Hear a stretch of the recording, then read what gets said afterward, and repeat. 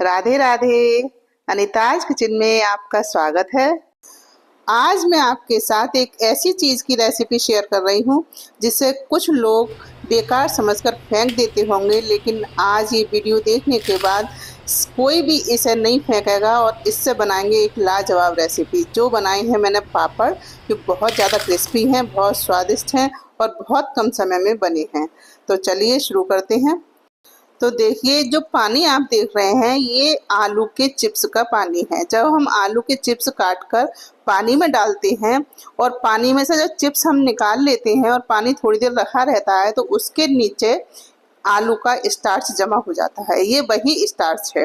तो पानी पानी मैंने निकाल कर फेंक दिया है और जो स्टार्च है उसको हम एक बाउल में इकट्ठा कर लेते हैं। तो जब जब भी मैंने चिप्स बनाए थे तो इसी तरह से मैंने इस स्टार्च को इकट्ठा कर लिया था। एक बाउल में हम इकट्ठा करते गए और इसे फ्रीज में रखते गए। और ये स्टार्च जो भी है वो शुरू से लेकर एंड तक लगभग 15 दिन का स्टार्च है। मतलब मैंने डेली तो नहीं बनाए थे, लेकिन जब जब भी बनाए चिप्स तो मैं इसका स्टार्च इकट्ठा करती गई और ये 15 दिन मतलब फ्रीज में रखा हुआ स्टार्च है। तो इसे मैंने एक बाउल में इकट्ठा करके रख लिया है। और ये बाउल लगभग, इसमें वजन में अगर हम देखते हैं तो इसमें 250 ग्राम जितना स्टार्च होगा और इस बाउल से लगभग आधा इंच नीचे है। तो इसका मेजरमेंट करना बहुत ज़रूरी है क्योंकि हमें पानी इसके हिसाब से ही डालना है। तो अब हम इसे कर लेते हैं एक बड़े बर्तन में। इतना बड़ा बर्तन हो जिससे इसका 6 गुना पानी इसमें आ जाए और तब भी ये बर्तन थोड़ा सा खाली रह जाए, जिससे जब हम इसे चलाएं तो पानी बाहर ना गिरे। अगर भरा हुआ होगा ऊपर तक तो इसका चलाने पर पानी नीचे गिरेगा, और थोड़ा सा खाली होगा तो हम इसे चलाएंगे तो पानी नीचे नहीं गिरेगा। तो इस तरह से, मतलब नीचे से मतलब है बाहर की साइड नहीं गिरेगा। तो इस तरह से हमने अब इसमें डाल दिया है 4 गुना पानी। जितना ये सत था आलू का उसका 4 गुना पानी मैंने इस समय इसमें डाल दिया है। और इसको बहुत अच्छी तरह से हमें चला लेना, जिससे जो स्टार्च है वो पानी में अच्छी तरह से घुल जाए। ये पापड़ मैंने व्रत के बनाए थे। तो इसमें मैंने डाला है सेंधा नमक, काली मिर्च और जीरा। सेंधा नमक 1 चम्मच, आधा चम्मच काली मिर्च और आधा चम्मच जीरा। आप अगर बिना व्रत के न बनाना चाहें तो लाल मिर्च का इस्तेमाल भी यहाँ कर सकते हैं। तो इस तरह से हमने बस यही चीज़ें इसमें डालनी है और हम इसे लगातार चलाते रहेंगे। अगर ये स्टार्च नीचे जम गया और हमने गैस पर इसे रख दिया तो ये नीचे से बिल्कुल बेकार हो जाएगा और पापड़ हमारे बिल्कुल अच्छे नहीं बनेंगे। इसलिए हमें चलाते रहना है। और देखिए, मैंने इसे चलाकर ही गैस पर रखा है। उसके बाद मैंने गैस को चालू किया है और फुल फ्लेम पर इसे हमने बनाया है। इसे मैंने पूरी तरह घुल गया था स्टार्च, तभी मैंने गैस पर रखा और तभी गैस को चालू किया है। उसके बाद लगातार इसे चलाया है और आप देख रहे होंगे चलाते चलाते भी ये नीचे चमचे में आ गया था और गाढ़ा होने लगा है। जैसे गर्म होगा वैसे ये गाढ़ा होने लगेगा। तो मैंने इसमें एक बाउल पानी और डाल दिया और इसके बाद इसे अच्छी तरह से मिलाया है। उसके बाद मैंने एक बाउल पानी इसमें और डाला है, लेकिन इसे चलाते रहना है। और जब मैंने दूसरी बार इसमें पानी डाला था तो मैंने गैस की फ्लेम को बिल्कुल बंद कर दिया था और जब मैंने पानी डाला फिर से गैस को चालू किया और इसे चलाया। मतलब मेरे कहने का ये है, इसे आप अगर कहीं कोई काम होता भी है या रुकना पड़ता है तो गैस की फ्लेम को बिल्कुल बंद कर दें, उसके बाद दोबारा से चालू करें, क्योंकि इसे चलाते रहना बहुत ज़्यादा ज़रूरी है। मैंने पानी 2 गुना और डाला था तो मुझे लगा थोड़ा सा कम, नमक जो है थोड़ा कम ना हो जाए, इसलिए मैंने थोड़ा सा नमक इसमें और डाल दिया और इसे फिर से चलाया है, मिलाया है अच्छी तरह से। और आप देख रहे हैं जब मैंने पानी डाला था तो थोड़ा सा गाढ़ा गाढ़ा अलग हो रहा था, लेकिन इसे चलाते चलाते ये बिल्कुल एक सा हो गया और कितना ट्रांसपेरेंट हो गया है। इसकी ये पहचान है, जितनी अच्छी तरह से जब पक जाएगा तो उतना ही ट्रांसपेरेंट ये होता जाएगा। और देखिए, अब इसमें हल्के हल्के से बबल्स आने लगे हैं तो इसका मतलब ये उबलने लगा है। लगभग 15 मिनट की मेहनत है और ये बहुत बढ़िया पापड़ बनकर तैयार होते हैं।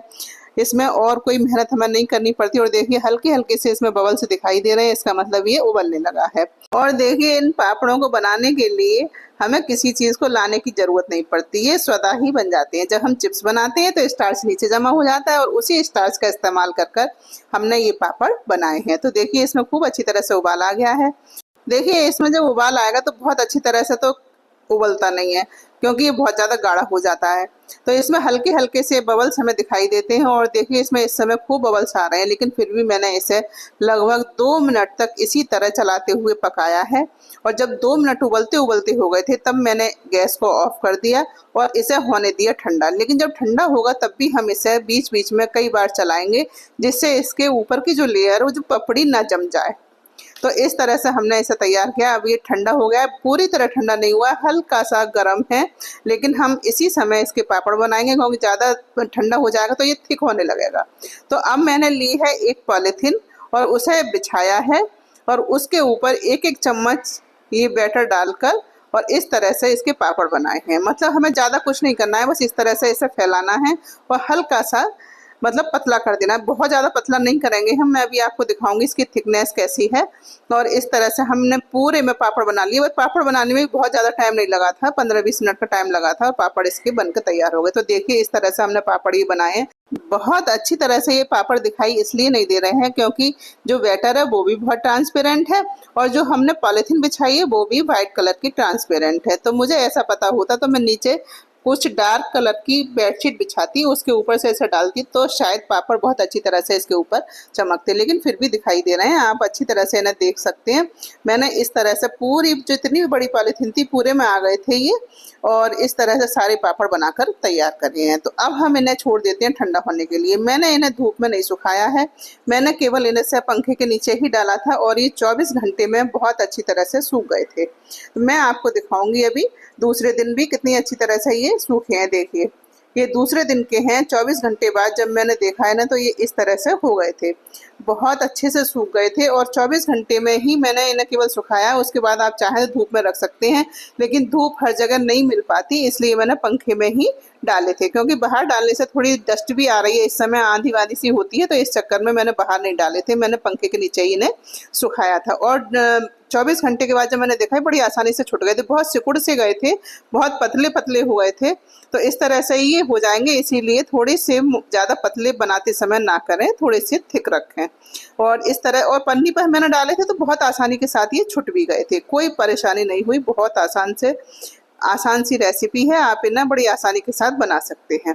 तो इस तरह से बनकर तैयार हो गए। कोई कोई चिपक गया था और बाकी सारे यूं ही छूट गए थे। तो इस तरह से हमने ये पापड़ तैयार करे हैं, बहुत बढ़िया पापड़ बनकर तैयार हो गए। बहुत सारे पापड़ हो गए थे, जरा सा स्टार्च था, लेकिन पापड़ ये बहुत सारे थे। आप इन्हें 1 साल तक स्टोर कर रख सकते हैं, ये बिल्कुल ख़राब नहीं होंगे।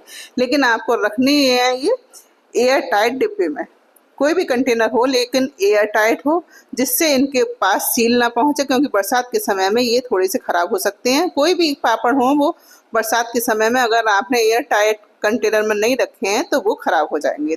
तो देखिए अब मैं आ गई हूँ किचन में, देख लेते हैं ना। तलकर कढ़ाई रखी है मैंने गैस पर, उसमें डाला है सरसों का तेल, और जब तेल अच्छी तरह से गर्म हो जाए तब हम इसमें डालेंगे। बहुत ज़्यादा धुआं देने वाला तेल गर्म नहीं करना है, मीडियम गर्म तेल पर हमें इन्हें तलनी है, नहीं तो ये जल जाएंगे। तो इस तरह से हम इन्हें डालते जाएंगे और निकालते जाएंगे बड़ी आसानी से। और देखिए कितने बड़े बड़े ये हो रहे हैं, बहुत बढ़िया पापड़ बनकर तैयार हुए। आप इन्हें इसी तरह से बनाकर तैयार कर सकते हैं। बहुत आसान सी रेसिपी है, लेकिन खाने में बहुत मज़ेदार है, बहुत टेस्टी है। और व्रत में भी आप इन्हें बना खा सकते हैं, अगर व्रत के मतलब से आप अगर इन्हें बनाएंगे तब।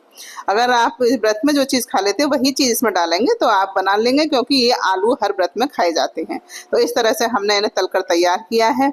बहुत लाजवाब पापड़ बने हैं, सभी को, बच्चे बड़े सबको बहुत ज़्यादा, ये इतने सॉफ्ट होते हैं कि इन्हें कोई भी खा सकता है। जैसे बहुत ज़्यादा बुजुर्ग लोग होते हैं वो भी इसे बड़े आराम से खाएंगे।